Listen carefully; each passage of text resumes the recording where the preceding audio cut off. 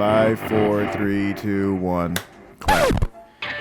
Hey everyone, thank you for tuning in to another episode of Hashtime. I'm your host, Mike Escamilla. Today in studio we have Nick Gaza, comedian, done a lot of things, Drew Carey Show, bunch of shows. Malcolm in the Middle, Comedy Becker, Central segments. Dharma and Greg, Comedy Central, Grace Under Fire, and all a bunch those. of other shows. How you doing today, Nick? I'm good. Mike, thanks for having me on.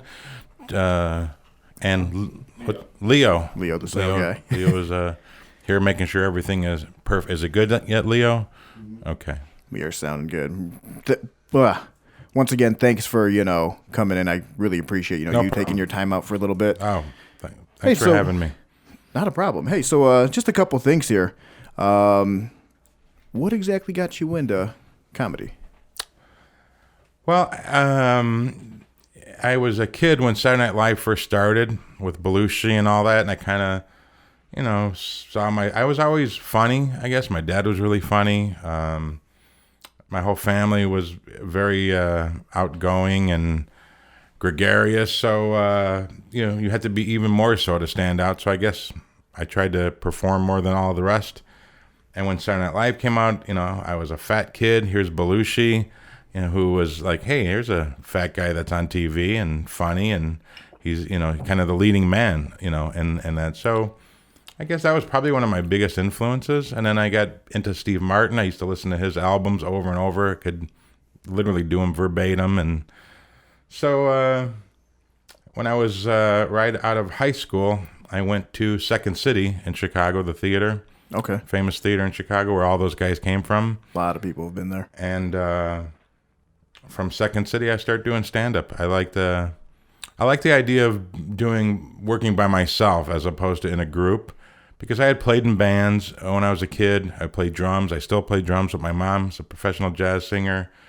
So the idea of just doing everything on your own is what appealed to me about stand-up. Now, you said as a kid you were always the funny kid. I was a pretty funny kid. Did they ever have any school talent shows and you did things for that? I was, I really wasn't like the class clown. I was more like the class smartass. Okay. So I never did. That was, kind of too square for me to, I wasn't one of those rah-rah kids that I always wanted to, I really didn't do any theater stuff until I kind of got into high school. And even then I was kind of always a fringe kind of person. I did a couple, never any plays, a couple talents. I played in jazz band in high school. So I've been used to being in front of audiences since I was a kid. In fact, my mom was a low-level politician in East Chicago, and my brother played the accordion, as every good Polish kid does. Yep. And thank God I get to play drums and not accordion, because some friend of our families gave us an accordion, and my brother was older, so that went to him. I got to kind of choose my instrument, but my mom would make us play at all these political functions. So even as like a 8-10-year-old kid, I was playing in front of people already. Now, political-wise, what exactly was your mother? She was a precinct committee woman. No, even lower than that. The lowest you can get and still be elected. Okay. So, she got people garbage cans, pretty much, was what happened, or someone needed a parking, handicap parking, sign in front of their house. It's very low-level stuff. So after Second City, where did you go out from there? After Second City, I actually had moved to Los Angeles to pursue an acting career. And while I was there, it was weird. I literally moved there. I didn't know anyone. Didn't know where I was going to sleep that night. I got off the plane. I had one contact number, and I called the number. It was a friend, family friend's nephew or something. I called this guy, and he goes, yeah, you really should go back home. There's nothing here. Literally, as I'm in the airport, the guy's, crushing my dream. So that didn't... I ended up living in a dorm, the UCLA dorms, not dorms, I'm sorry, the fraternity houses. A lot of them would rent rooms out for the summer because most of them were empty. Okay. So I ended up living in a frat house for the summer, and actually was able to get an agent. And I had no car, which is impossible to live in LA back then. There was no Uber or anything like that back then. Yeah. I'm talking oh my God, 1987 maybe, 86. Okay. So I really had nothing to do. I start writing stand-up because I wasn't performing anywhere else. I just go to Venice Beach, hang out, write some jokes. Eventually, I moved back home, start doing stand-up, and then I moved back out to LA in 1989. And that's when you got a little bit more stuff lined up out there, I'm assuming. Well, at that point already, I was making a living as a stand-up. I started stand-up in '86, and that was really the heyday of stand-up comedy. I mean, there was more work than there were comedians, and I was already touring the country as a stand-up comic, making good money. And I was like, well, and kind of the catalyst that made me move to LA was there's Zanies is a pretty famous club in Chicago. They start having a rule, the guy who was running it, that if you worked his club, you couldn't work any of the other clubs. And I thought, if I'm going to eat shit, I'm going to go eat shit at the main table in Los Angeles. So I was like, screw this. So I moved to LA, and I was lucky enough. I started getting acting work relatively quick. How long were you out there for in LA? About 20 years. I moved back to this area in 2006. Wow, that's fairly recent. Yeah. I mean, I had a good run. And what happened was I was starting to do a lot of sitcom work and moving up the ladder. And in show business, it's kind of, you could kind of feel the progression as the first guys they call in for auditions and all that. And they have a wish list, the guys they want to get the part. And I was moving up that ladder, and then the reality shows hit, and everybody just dropped back down. At one point, they're probably doing 50 sitcoms a week, and it went down to like 20. So the work really just dried up. So I ended up doing stand-up on the road again, and I'm like, well, if I'm going to go out and make my living as a stand-up again, because I had been making my living as an actor for years, I could live anywhere and do that. So why would I pay this ridiculous amount of rent in Los Angeles and a place where, LA is nice to some degree. It's a pretty place. It's just not like the people, I really love the people in the region. We're just a different breed of people. We are. We really are. I mean, it's, and I miss that. I mean, I now get to hang out. I live 5 blocks from the guy I went to kindergarten with. My best friend since kindergarten.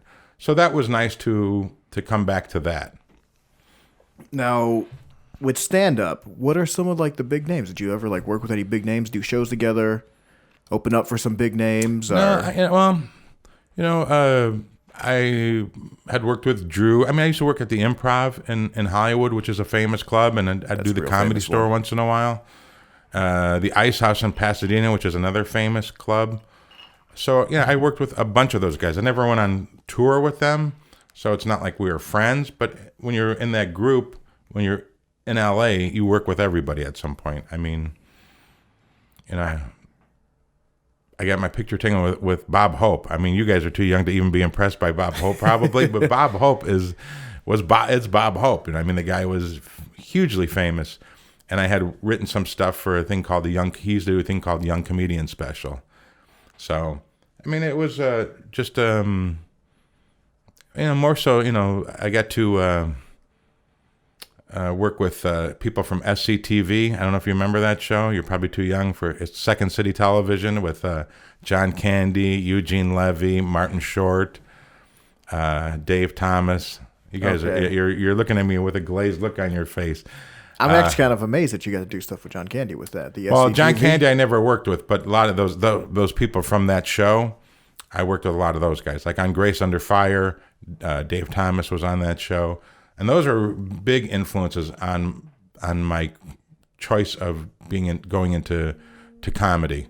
Was SCTV was right around the same time Saturday Night Live came out, so 2 big influences on me. Now the sitcoms, I know that we had brought up some names here, before we fully got into the show. What are some of the other ones that you've worked with? You had Dharma and Greg. You had the Drew Carey Show. Drew Carey. Some shows. There was a show called Something So Right that I was on.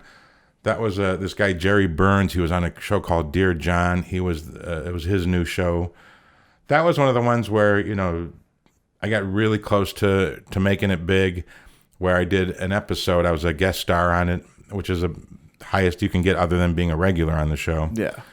And it went so well, they're like, there was buzz that they were going to make me a regular on the show. So that when you hear that, you're like, all right, what kind of car am I going to buy? I'm going to buy my, mom a house, and, because that's the kind of money you make. Yeah. And then the show got canceled before, I got to go any further. That's just Hollywood, and it's show business. There's always something new coming out. You just never know. You know what I mean? It's nothing you could rely on. That's the beauty of stand-up, is that I remember I had this comic, T.P. Mulrooney, telling me, he was kind of my mentor when I was a kid. He goes, as long as you have an act, you can make a living the rest of your life. And it's true. If you can make people laugh on a regular basis, you can go work all the time. You'll never be unemployed. Where actors, they have to wait till someone gives them a job. They got to wait for a phone call, email, anything. Right. Comics, you just go out, you could just go into a bar and go, hey, how about, I go up there and I'll talk for, Bernie Mac used to do that, which, do you know who Bernie Mac was? I remember Bernie Mac. Bernie Mac used to go to these places and tell the bar owner, I'm going to go up there and I'm going to do a show. And if everything doesn't, if you're not happy with it, you don't have to pay me. But if it goes well, you got to pay me. And the story goes that he always got paid because he was a really, really funny guy, as you know. So that's the neat thing of stand-up, is that you're not relying on someone else to give you a job. And that's still always something that you still do to this day, correct? I do. In fact, I'll be headlining the White Rhino in Dyer, Indiana, their New Year's Eve show. I have a show that I'm hosting at Big Frank's Sausage this coming, was that the 14th, right? Yeah. Saturday. And then I do several shows a year at the Munster Performing Arts Center. We have our next show's on the 29th. That venue is a really nice, beautiful theater. And my act is too dirty. I'm more of a Vegas. I headline the Tropicana in Vegas like once a year. My act is more of a Vegas nightclub act. We bring in guys who are a little cleaner than that and they've all done Letterman, The Tonight Show, major comics for our performing arts shows. And that next one is the 29th. The thing I think that's really cool about, stand-up and improv is that's always going to be something that's like, it's basically like, it's never going to die. People like to laugh. I mean, it's the best medicine. I remember one of the coolest things that happened in my career was right after 9/11. I got a call to start doing shows again. It was only like, I want to say like a week later, maybe a week and a half. And I told the booker, I'm like, I don't think people are ready, for comedy. I mean, it's how do you expect me to go up there and try and make people laugh after this tragedy that just happened? Right. And they're like, people are calling, asking if we're open and all that. So I went and did a show, and I had this guy come up to me afterwards. He says, I know you probably didn't want to do this tonight. I'm like, yeah, I didn't. He goes, but I'm glad you did, because I needed a break. I've been watching the news for the last week and a half, and I needed to get out of my house and remind myself that I'm still alive and life was going to go on. And I'm glad you gave me that break. He goes, I'm going to go back now and watch the news again. But he goes, but I thank you so much for giving me that break. And that was really cool to hear that, Yeah. It's one of those few jobs where, you actually make a difference in people's lives. I had people come up to me, and I never getting to detail with them, but go, you have no idea how much I needed to laugh tonight. So, you might have saved someone's life, Who knows, what they were going through. But I mean, very seriously telling you that, I really needed to laugh tonight. So that's what I always like, too. I always like me a nice, good laugh. Who doesn't like to laugh? That's a weird thing now with the political correctness and all that's going through. There's so many people out there that go into these comedy shows, and, they're just looking for something to be offended by. It's like, well, what the fuck you coming in here for? Of course. Comedy was never meant, to match your feelings. Right, exactly, yeah. This ain't about you, it's about me. If you don't like it, just get up and leave. And it's usually like one or two people, and you look at the rest of the crowd of 300 people, and they're dying laughing. Hey, you know what? You don't like a painting, you don't just keep staring at it, you move on to the next painting. Of course. So it's a weird age that we're going with now, because it's so easy as, you have a podcast, everybody has this outlet of tweeting something, and that, they can put their judgment out there. Just because one person doesn't like it, but they have 1,000 followers, 10,000, doesn't mean that the people that were at the show didn't like it. Of course. And with you saying, like there's probably two people that are in there just waiting to be something, like just waiting to be super offended by something. Right. They're already there tweeting out something like, don't check out this, performance, this comedian, whatever. Right. And that's not the way to go with things. Well, that's why a lot of people like Chappelle, they're locking up people's phones before they come in. Mm-hmm. And Pete Davidson just had people sign, I don't know if you saw that in the news, just happened this week, where his shows, you have to sign, I think if you comment on the show, he sues you for like $1 million. That you cannot legally talk about his show on social media. Wow. Because performers are getting tired of people are literally ruining their careers just because one fucking idiot didn't like what the guy said. Exactly. That's why, like, with this, like, I like having it because I can kind of, like, say what I want. Right, yeah. And when you think about it, I mean, they can't shut me down.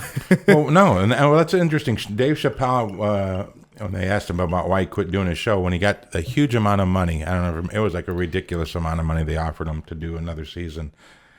And, when you think you're going to get that kind of money, you think, oh, wow, I have more freedom now because I have all this money. It's like the opposite. It's like, no, we're giving you all this money, and now we want to tell you what we want you to do. Where a guy like you, you get to do whatever you want. That's the beauty of not being owned by the man. Yeah. Now, did you kind of have that going for you as well? Like we're going to tell you what to do? I've had club owners, as a comic, this is the one thing, because no comic, actually, I shouldn't say no, because I've met a few idiots, but every comic, usually when they walk into them, like, I want to destroy here. I want these people to laugh so hard and have a great time. You meet some guys who like think it's a badge of honor to make people get up and walk out. It's like, that was never my gig. I want people to have a good time. Yeah. So, a good comic will adjust what he's doing to kind of have that audience and have a great night. I'm not saying you completely sell out and just appease them. You still have to be true to yourself, number one. But, I have enough material. Hey, if you're not buying this stuff, all right, I'll back up and, maybe you'll like this stuff instead. It's never really it's not a bad idea, though, to have that. Like, I have this on backup, basically. It's really important. I mean, I don't do that many. A lot of comics make good money doing, like, private functions, corporate shows. And because of my act, I generally don't get that much work corporate-wise. Mm-hmm. And that's usually where the big money is. But, I do go good with, like, blue-collar guys. I've done corporate stuff for, like, air conditioning repairmen, guys who aren't going to flip out if you say, slip and say fuck or something, or talk, subject matters a little, rougher. Yeah. That's the kind of comedy I like. I mean, I wish. That's what I like too. A lot of my friends work cruise ships and stuff like that, and it's good money, but it's like, and those, they're paying you good money.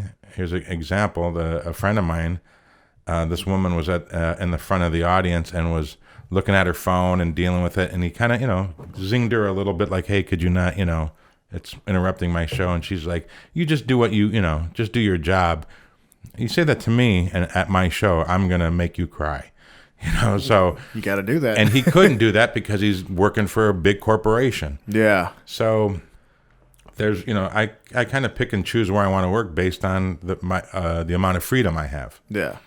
And like art styles like that, like comedy, I mean, even like moving it over, like, like if I go to like a concert, if I go and see something, I'm there to enjoy it. I will occasionally, I'll take a picture, a little video snippet or something, but that's it for the most part. My phone just stays put away. I'm there to enjoy myself. I'm not here to be distracted by, something on Facebook. You know what the weirdest thing is, and for guys of your generation is like you said, when you go to concerts and all that, well, you just see them, they're all filming everything, and they're looking at this incredible thing that's happening in front of them. Yeah. And they're looking at it through this little screen, and it's like, you're here live, and half the time it's like, if you want to go see this again, you could go on YouTube and find it shot professionally with beautiful cameras and see the full thing. No one wants to see your, look at your phone and watch a concert on your phone. Of course. I mean, get it. Like I said, a picture once in a blue moon, right. That's different, but occasionally a little video snippet, just for something that I can save. Right. So Right. it's something I can look back like, yeah, like here's a concert. I get that, Like, right. I had To be a honest, none of us want to see anything. yeah, Right. but Really, yeah, no one really cares. Hey, look at me. Whatever. comedian shows. I haven't been to any recently. Like I said, I've been actually meaning to get out and check out some of your stuff, but with this thing going Yeah, on come and on. trying Like to book people, Right, I get it. Well, I'm going to plug my shows again this Saturday, the 14th. Big Frank Sausage in East Chicago. And what time is I that know at? it sounds really sexual. Yeah, Big Frank Sausage. You know, you try and book that show. I call up guys, hey, you want to do Big Frank Sausage? You're like, no. It's not a gay porno movie we're shooting. It's it's a comedy show. So Big Frank Sausage on the 14th. On the 29th is the Munster Performing Arts Center. A guy named Mike Ciccone will be headlining that. He's a grand prize winner on Star Search. And then I will be headlining the White Rhino in Dyer on the New Year's Eve. I'm really funny. That's something. You can't tell by me just talking right now. So but many people yeah, you are. will watch this kind of stuff and they go, "Hey, he wasn't that fun." Well, yeah, I'm not doing my show right now. We're just talking. Yeah, I've there was a little clip on YouTube that I had seen on it was posted, and you were a guest that was on there. I forget the name of the show now. It was like 4 different people on Comedy Central. Oh, that was a Tough Crowd with Colin Quinn. There we go. Right. Tough crowd. Right. It was there in my tongue. I couldn't spit it Right. out on time. I was checking out that, and I got a couple good laughs out of that. Thanks. That was nice. Well, that was, it's interesting how you don't really realize how much behind the scenes stuff goes on in shows like that. Those guys hated me because I was from LA. Even though I'm a Chicago comic, they were all New York comics, and they all were, pissed that some LA guy was coming in and doing their show. So they kind of treated me pretty shitty on that show. But Really? yeah, Just because 'cause you're from LA. right, because Well, you were based out of LA. I was based on, right, exactly. I wasn't generally you say I'm a such and such comic if that's where you started. Yeah. I'm a Chicago comic. That's where I started my stand-up career. Yeah, especially with like Second City. And, Well, yeah, and then just, Zanies was my home club for a while, and then they had to Catch a Rising Star there for a while. But that's where I learned my stand-up chops pretty much. now, as a kid, like, did you think like I'm going to be a stand-up comedian in the future? When I hit my 20s, I always, like when I was a kid, I would, and you guys don't even remember probably Johnny Carson, do you? my parents would. Yeah, Jesus. Well, Johnny Carson was the king of television. I'm talking back in the day where there were 5 channels to choose from. So I would like belly crawl as a kid because I'm supposed to be sleeping already to watch it because it started at 10:30 at night, and I would kind of hide in the hallway by our house so I could just see a part of the television, and I would watch the comedians on the Tonight Show. Buddy Hackett is probably one of my favorites, but he had everybody. Anybody that was good was on the Tonight Show. In a sense, for me, it was similar for me as a kid. I would stay up late and watch the reruns of Howard Stern. Oh, That would come out on E. right, right, I mean, my parents didn't mind me having a TV in my room. Obviously, cable went through the whole house. right. So that's what I would do. And I'm like, someday I want to do something like that someday. I want to have a microphone. I want to sit in front of a microphone one Right. day and just have people come on and talk to people. Now I'm doing it. It took There you're years to doing do it, Right. Well, but I'm loving it. anything that is worthwhile usually takes years to do. And like doing like with this specifically, like I'm pretty sure like you had your fair share of sacrifices, even like going to LA and stuff. Well, the biggest thing I think back is like I missed a lot of weddings and funerals and a lot of family stuff because, when you're making your living as a comic, you're traveling, you're on the road. Yeah. And I was never a huge road guy. I was in the beginning, but like I said, I was lucky enough that I made a living acting, for many, many years. Mm-hmm. So I didn't really go on the road that much. But, I know guys who were, their marriages and their kid, they barely knew the people they were, would eat dinner with once every other week. Busy life. And just on the road, that's, where Yeah. you got to go. Any performer, the interesting thing about, like, because I'll have band guys go, oh, yeah, I know what road life is. Well, not really, because you're with a band. You're still with other people. A comic, you're by yourself. Sometimes you have an opening act, you might work with other comics. But usually, most of the time, you just show up in a town and there's a guy you don't know, who's opening for you, and you're living. Sometimes these clubs, they rent condos. So, I walk in and there's this dude sitting there, and you're like, hey, how are you? Who are you? And and then you live together for a week, and then probably never see the guy again. It's a very nomadic life. I believe that, especially the whole traveling thing and just having to get comfortable in certain places. But the cool thing is, as a kid from East Chicago, I've seen the world. You know what I mean? I'm not a famous scientist. I'm not some famous doctor. I wrote some jokes in a fucking notebook that I've traveled around the world. And I mean, I literally kid from East Chicago. I should be working in a steel mill. I should have been a cop like my dad. But I've lived in London for 3 months. I was working there for 3 months. I've been to Germany. I've been to Afghanistan 3 times, and pretty much all over America. So it really has been a neat job. I would say that, honestly. We're going to be right back with a quick commercial break. We'll be back with more Hash Time. Jones Barbecue and Foot Massage. Jones Barbecue and Foot Massage. Better come down here, get some of this shit. You like to eat. America loves to eat. So why not open up somewhere America can sit down, enjoy a meal, and get their feet rubbed? We'll fry anything you want for $5.99. As long as it's friable or edible, we gonna make it deliciousable. We will fry parts of the chicken you didn't even know was friable. The beak, the feathers, we'll fry candy bars. All that European stuff that you don't really normally eat, we'll bring it down here and fry it for you. Ask McDonald's to fry something other than what they normally fry. Guess what you're gonna get? Nothing. If it fit through the dough, I'll put it in the fryer. Hell, this is a dinosaur. All our meats are gently tenderized to their optimum deliciousness. We got fine dinosaur meats. Took my money, made me pay child support. Come on down here and get you a slice. Once they get your social security number, it's over. Motivated, motivated, motivated, motivated. So friends, let's just decide you don't want no barbecue. Well, that's fine too. Why not let one of my foot specialists or myself perform our magic? Look at that, don't they look wonderful? If you really pay me enough, we'll massage your feet in any of these sauces also. Success is the rule down here at Jones Good Ass Barbecue and Foot Massage. So go ahead and give me a call or find us on the worldwide internets at the new website. That's JONES Big Ass Truck Rental and Storage.com/Jones Good Ass Barbecue and Foot Massage.html. Excuse me, did you call number 52? Did you hear me call number 52? We back? We're on.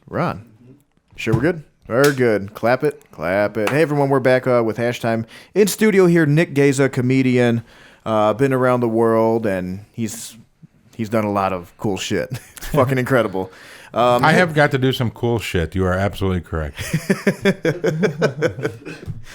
That's awesome. Of all the shits, some cool stuff in there. Some cool shits out of all of them. Done some shitty shit too. Yeah, But I think everybody has their 30 years, mostly cool shit. That's what I like though. Got to fire a cannon. Got to shoot a machine gun. Where'd you fire a cannon? In Afghanistan. I'm glad you brought that up. You had said that you've been all over the world, and that was before commercial break, obviously. What was with the Afghanistan thing? How long ago was that?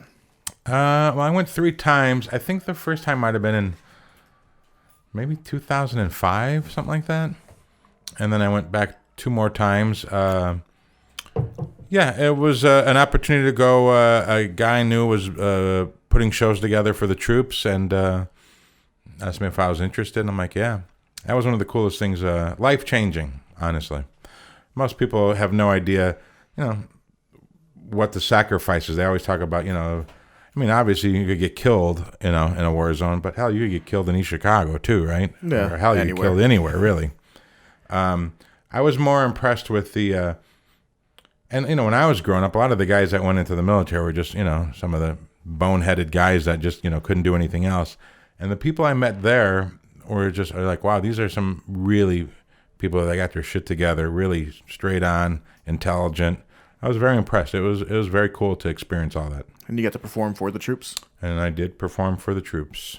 Did they? I'm assuming they probably enjoyed that.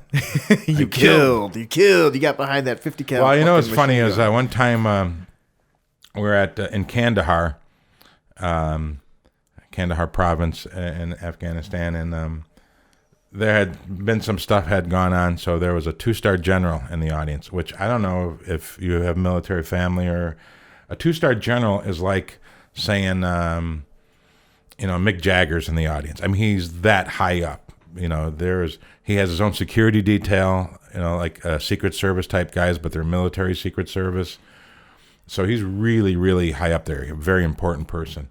So this general's at this show that I am at, and I went in on him, making fun of him, talking about his big, low, saggy balls. And all these young guys, they're just dying, you know what I mean? And I had this guy come up to me, and I think he was, I want to say, I don't know if it's captain or higher than even a captain. Might have been, I think he was a colonel. He's part of this guy's entourage. And the colonel's way up there.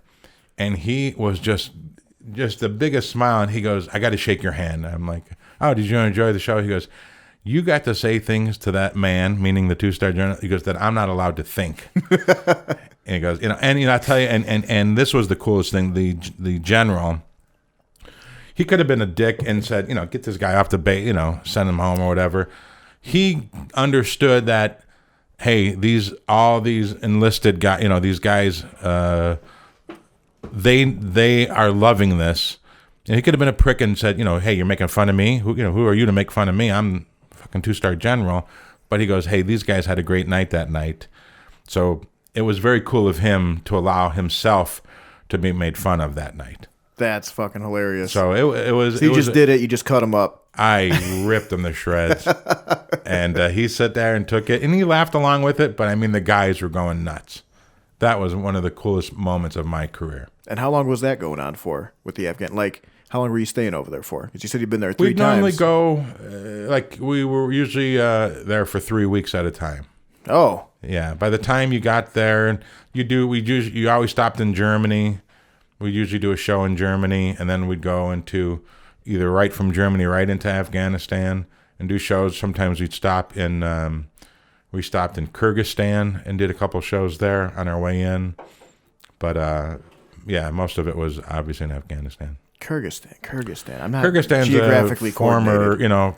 former Soviet Union country, one of the small little countries that broke away from the Soviet Union. Oh, like Kazakhstan? Yeah, right. Like all somewhere like Uzbekistan, that, all the yeah. stands. All the stands that Yeah. also have like a K or a U. I feel like that's like, like a Russian and like an Right. Arabic blend right Yeah, there. they were all part of, Russia at one point. What are some other places you've been to? What's that? Some other places that you've been to? Really cool places? Like Really cool places, Wisconsin? other places? No. Honestly, Really just like being like a stand-up comedian, like some of like your best shows that you've done, where it was like huge turnouts on the other side of the world. London was really cool to work because in London, I'm a fat guy and I wore a lot of hip hop clothing at the time. Not because I'm a big hip hop fan. I'm not a hip hop fan at all. But they make size 4X. A lot of their. Yeah. So I wore a lot of hip hop clothing because they had my size. You mean like FUBU? Yeah, and right. Peli A lot of Peli? FUBU stuff. Right. Exactly. So it was very colorful. And in London and in England in general, the UK, a lot of drab, everybody wears a lot of dark clothing. And so I stood out already from that, people would just be looking at me on the train like, who the hell is this, this guy? And so doing shows there, and one of the coolest things is they don't say you're funny. After show, they say you're brilliant, man. You're absolutely brilliant. And, that really strokes your ego. And a friend of mine goes, before I got there, he goes, you're going to love it here. And I'm like, why? He goes, because they always say you're brilliant. And sure enough, after, a show and 200 people tell you that you're, going back to your apartment, your flat, and you're like, I am fucking brilliant. Like I said, a kid from East Chicago, here I am walking down this London road. It's a brick paved road that's, hundreds and hundreds or 1,000 years old. And, I'm fucking brilliant. I got a friend who's from New Zealand and he used the word immaculate to describe, things that are Right. amazing. Right. And he said that the infrastructure in London is immaculate. And I was like, is it really? Like, what's so special about it? He's like, no, like pretty much how like you just described it. It's brick roads that are hundreds of years old Right. and things Yeah, like I mean, that. you're walking by this bar and you're like, Shakespeare, that was one of the bars we would stop and drink. It's like Shakespeare used to drink here. You're like, wow, that's pretty neat. Shakespeare himself was a drinker. Yeah. Well, that's what I was told. It could have been, a lie, but I just took him. Is Shakespeare a the common word. last name over there? I think don't there's know. a lot of people Frank that- Shakespeare, Like Frank Shakespeare, Jim Shakespeare. Right. I don't know. But they were really into comedy. I did that. I'm trying to think when I was in London. It was like maybe 10 years, maybe more than that, 12, 13 years ago. And it was like comedy was really booming then, like it was in the 80s here in America. I mean, you're like, I remember there was a point in the 80s in America, like we were literally like rock stars. I do shows. I worked Texas a lot. Houston was one of the cities I worked a lot. And there'd be 400 people per show. You do 3 shows on a Saturday night. And then like you'd go out to hang out and you'd go into this country bar. And like literally the DJ, I mean, they'd know who you were when you're coming in. They'd be like, ladies and gentlemen, the comedians from the Laugh Stop just walked in. And the place would just go insane because half of them just saw your show. So yeah, it was like being a rock, like a I bet rock that star. makes you like, wow, this is incredible. It was a lot of And that fun. was probably something you would never expect in your younger years, to be that guy. No, I mean, you start out, you're working shitty one-nighters and for no money and, you're paying your dues. And then, before you know it, you're, walking into a nightclub and they're announcing that you're walking in. People know your name People and know- how yeah, you right, look and right. everything. What's funny with fame, though, sometimes is people just want to meet someone famous. I remember I was doing shows. I think it might have been in Madison, Wisconsin. And we went out to this bar afterwards. And the door guy, this big door guy, there's people had seen my show. So like, hey, it's him. That kind of thing, when you're kind of walking in. And the door guy looks at me and goes, you're famous, aren't you? I said, I go, that's a weird, to some people I am. To other people, they have no idea who I am. He goes, no, you're famous, aren't you? I said, I don't know. Who do you think I am? And he goes, you're that guy from Saturday Night Live. He thought I was Horatio Sands, right? And I go, no, that's not me. And he goes, he got real pissed off. I'm like, that's me. He goes, it's fucking you. What, you just don't want to be recognized or something? Like, sure, that's me. You got me, man. Sign an autograph. I don't even know how to spell Horatio, let alone Sands. So I just scribbled some shit on a paper and made the guy happy. The guy was 10 times my size. You got a picture He got of all you? pissed off. No, he just wanted my autograph. I'm like, I don't even know how to spell Horatio. I just would have been fast and put like an HS, Right, really yeah. just scribbly. Well, I certainly wasn't going to put Nick Gaza and have the guy, throw me out into the street. You're famous, aren't you? You're Horatio Sands. No, I'm not. shit. Yeah, you are. Okay, you're right. Oh man, that's hold on, let me wipe these tears. That was good. That was good. I never really cry laughing as much. That was funny. So you've probably been mistaken though. Like if that happened once, that Yeah, you you know brought what? up, You know it's what? probably For- happened a couple of other times, For a right? while, I used to get. It was funny. I used to wear a pair of dark Ray-Bans for a while. Like And the I Blues was- Brothers. Yes, I still like those. Those And are I nice was style. flying a lot, and I remember I was at I think Midway, and I could see this guy looking at me, and he finally comes up and he goes, "You're famous, aren't you?" And once again, it's because to some people I am. You know what I mean? They see you on TV or whatever. So I go, well, I don't know if you know who I am. I guess maybe you could say that. And he goes, nah, I know who you are. And I always like to see, and I go, who am I? He goes, you play the guitar in Los Lobos. I said, you're right, man. I play the big guitar in Los Lobos. That's me. You got me. He goes, I told my wife that was you. Shit. I'm like, yeah, tell your wife I play the big guitar. Los Lobos. That Which big is fat Los Lobos? guitar, Yeah. the big fat Oh, acoustic yeah, guitar. yeah. Those- right, and those that- big, and that- right. I don't know what they're called. Mariachi guitars Yeah, or whatever right. they Big are. fat Mexican guitar. Big, yeah, those ones. You're the guy who plays the big guitar in Los Lobos. You got it. You That's were in me. La Bamba when they went to Right. Mexico. I told You were my on the wife. stage. Right. Richie. Oh shit. Because you don't want to let people down. They actually get pissed at you if they find out you're not famous. Sure. Think whatever. makes Maybe you it's happy. like a sense of I don't want to feel embarrassed if he's not. I guess. You know what I mean? I don't know. Just Fame is something- a really weird thing. I remember Drew Carey told me one time, he goes, if you want to be rich and famous, try being rich first, and that will take care of 95% of what you want. And it's kind of true because I've seen, guys who I knew that were comics, like Drew as an example. I knew him before he became rich and famous. Really? Yeah, I mean, he was just a regular stand-up comic like everybody else, And, a lot of those guys, all of them were, no one just hits it big instantly. I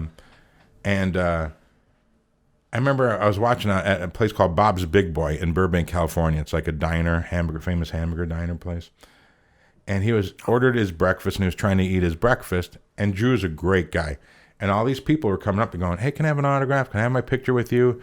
And, he was, he would always get up and say, "Yeah, of course, I'll take your picture with you." And I'm just watching, and his breakfast is it's got to be ice cold by now because at least 10 people in a row came up to him. And I thought, I could see how fame could kind of suck. You just kind of want to, it's Sunday morning, I just want to eat my, breakfast and read my paper. And then you go, yeah, but the prick's worth $400 million or whatever he's worth, so, fuck him.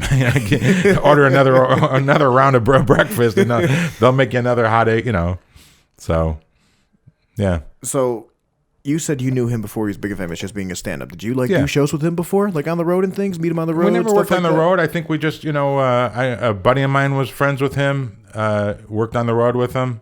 Okay. So, I mean, that, has happened to a lot of, guys I would work with. Now, what were, I don't know if you did more than one episode on Drew Carey, but what were Just some of your one roles? episode. What was your role on that episode? I played a guy named Dave. It's Drew goes back to college, and I'm in his class with him. And then it's when he's dating, the Partridge Family mom. I can't think of her name right now. You got me stumped on that. Right. Yeah. But anyways, I can't think of her name. She was, very famous. So that's the episode I was on. And that was, again, they talked about bringing me back, and then it just didn't happen. Like I said, there's a lot of, I remember one of the weirdest things that happened to me. There was this comic, and I really didn't like him. The guy was kind of a shitty comic, and I heard that he stole material too. So I'm not even going to go on his name. It's not worth it because he's barely out there now. But he had his own show for a while, and then it went away, I think, like after a year. And we were sitting in this really old Hollywood place for an audition for something else. And he was sitting next to me, right? And I remember I looked back at the folding chairs we had on, and it had his last name on there from his show, from the show that he used to have. And I thought, wow, how much does his life suck? Here's a guy who had his own show. He's waiting next to me in this shitty-ass building to go in some stupid little audition, and he's actually sitting on a chair that has his name from his show on it. Wow. Yeah. That's kind of a game changer. Yeah, right. Talk about full circle. It's like you're up there, then you drop down a little bit. Yeah. And you said it was a little shitty place for an audition. Oh, yeah. It was just, some bullshit audition. Now, Malcolm in the Middle. Right. That was a thing that you did too. How did you like that experience? That was interesting because I had just done a big guest starring role on another show, and this was a very small part. I played the security guard in the arcade when those guys, when the kid in the wheelchair and Malcolm are friends, they go to the arcade, and the show had not come out yet. It was they were shooting episodes, but it hasn't started yet. Then it was a new show, but there was a lot of buzz about, man, this is a really good show. It's going to be a hit, blah blah blah. So my agent was like, just even though it's a small part, just go in and see what happens, and.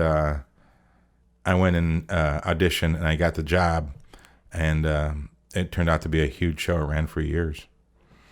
Malcolm in the Middle is still something I watch from time to time. All the old reruns. Mm-hmm. I mean, it was just something I had as a kid, and Sure, it was funny. Right. It's a good show. Did you have any shows that you were a part of that, you had a continuous role?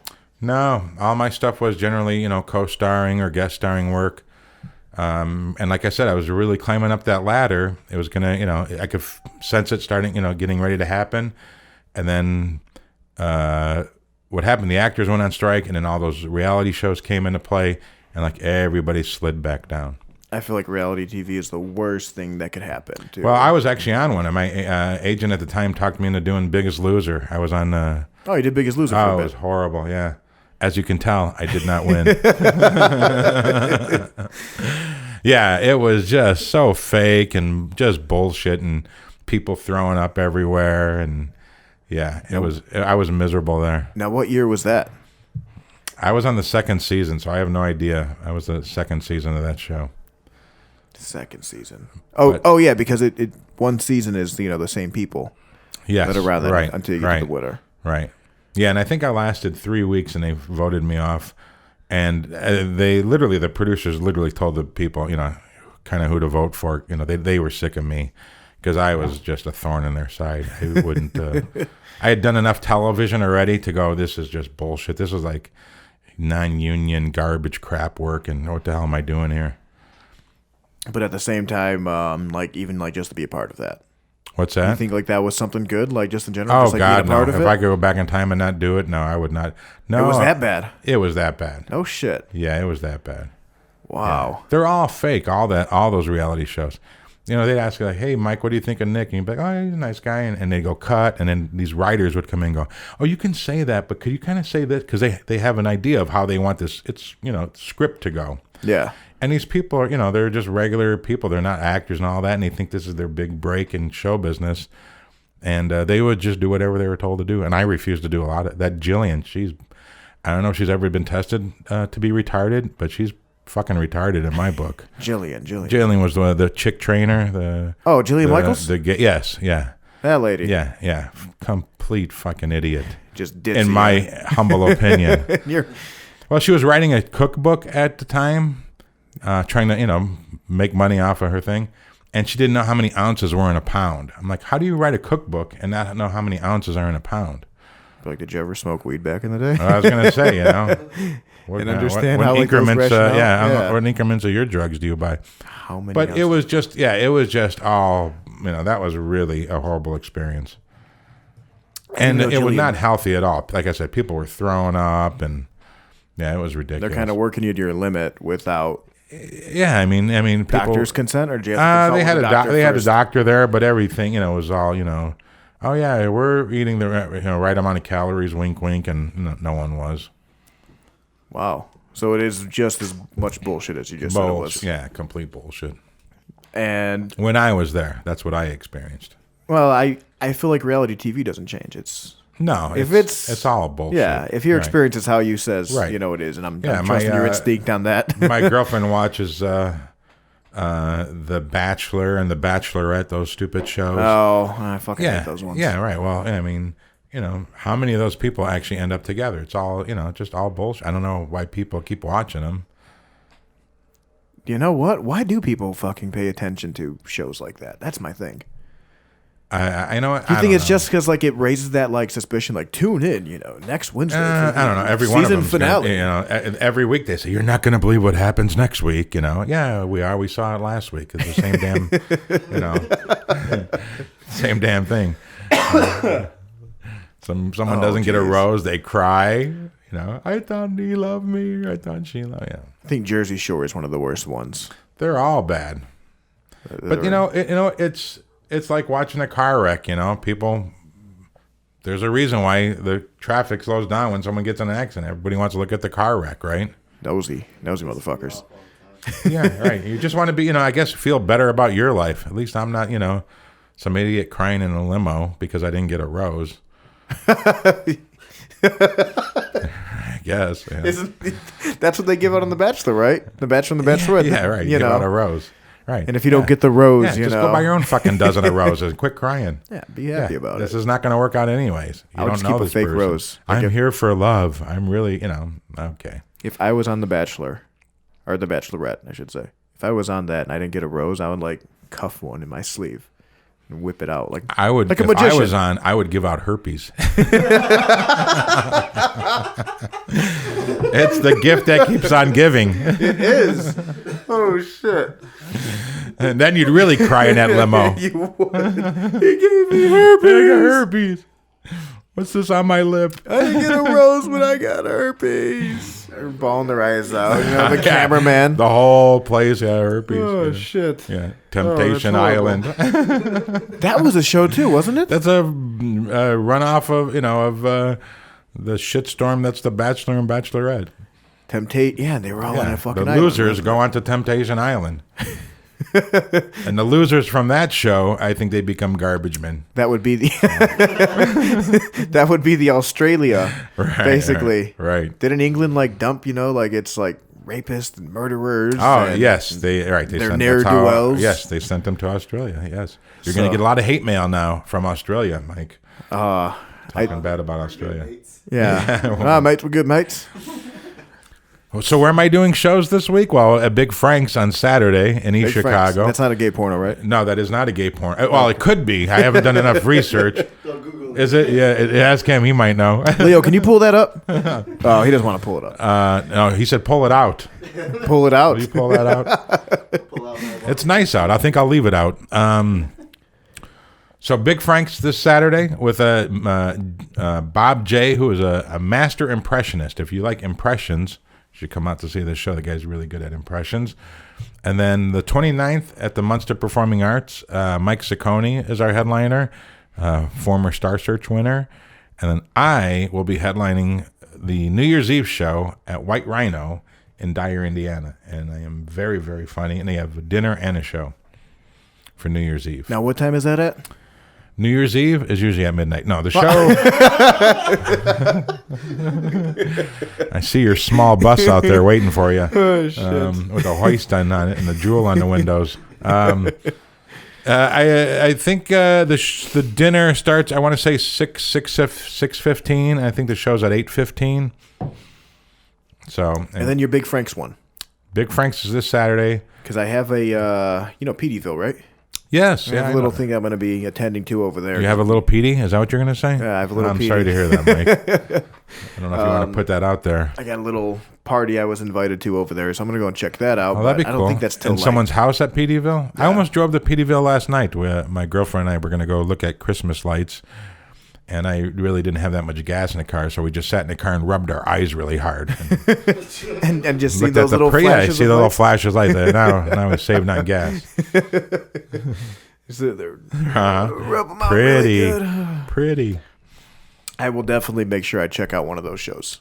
Please do. And, I would like to check out both of them, but I got to see how it's going to be. I don't think the Peteyville thing is until like 9 or 10 or something. I'm just going to go and have my fair share of drinks, quote unquote fair share, and get the hell out of there. Peteyville's pretty cool. I really didn't start going there until a couple years ago, and my mom's like, "Yeah, you ever go to Peteyville?" I'm like, "No." I didn't know it existed until last year. Oh, really? And I've lived in fucking Hammond all my life. Right. Yeah, it's amazing what they do over there. One of the videos that I got to work on, we watched him set up and Oh, get everything going. It's a ton of work, right? He has to have a storage unit, and it's fucking expensive. Oh, I'm sure. I think he has 3 separate ones just to hold everything. I can only imagine how much electricity they use. They get a big fat bill from NIPSCO, Oh, I'm probably. sure. $500,000. Wow, that's impressive. Something ridiculous like that. Right. There was one last thing I was going to bring up. Holy shit, I can't remember now. Come on, Mike. Have another sip of your whiskey there. Maybe that'll help it. There you go. Just a baby sip. Okay, so you got those ones coming up, and those are the ones that you have set up right now. Yes. Those 3 shows. You have nothing else booking in New Year, January. Yeah, if you go to cvpa.org, that's the Munster Performing Arts website. We have 6 shows a year that we do throughout the year there. Okay. And then friend me on Nick Gaza comedian on Facebook. That's a best way. I always put my shows out there. I have a website, nickygaza.com, NICKYGAZA.com. I need to update my stuff. I'm one of those guys. I really don't update enough stuff, to go on there with my shows. But my Facebook is the best way to find out what I'm doing. Speaking of Facebook, I did post a picture of Bob Barker a while back, and I put Joe Biden for president. You slapped a like in it, so I feel honored that you actually slapped a thumbs up on it. That makes me feel warm in the heart. I'm like, I'm doing something right now. Right, and you forgot to mention that night you went and got spayed and neutered. Oh, yeah. Spay and neuter your Bob boomer. Barker. Yeah. Make sure you do it. Spay and neuter your boomers. Well, Nick, it was a great honor to have you on the show. Oh, thanks, Really Mike. appreciate it. Look at that. The official handshake. Official handshake of Hashtag right there. Anything else you want to drop out? Any encouraging words for maybe a comedian that was trying to come up that might even tune honestly, the most important thing is follow your dreams. We were talking off camera, off mic, that you had a day job and all that. And you know what? Life is too short not to do what you want to do. I'm always amazed. I'll travel the world and I meet some guy. I'm like, oh, what do you do? I'm a welder. Oh, how long you been doing that? 40 years. Oh, do you like it? I fucking hate it. I'm like, oh, geez, 40 years. Do what you like to do. Life is too short. I mean, we all get in situations where sometimes you have to do stuff you don't want to do. But a lot of those people just get caught up in buying stuff and all that. Especially a younger person, chase your dreams for a while. There's always plenty of time to go get some shitty job. Of course. Right? Well, hey, everyone, thanks for tuning in. We'll be back with another episode of Hash Time.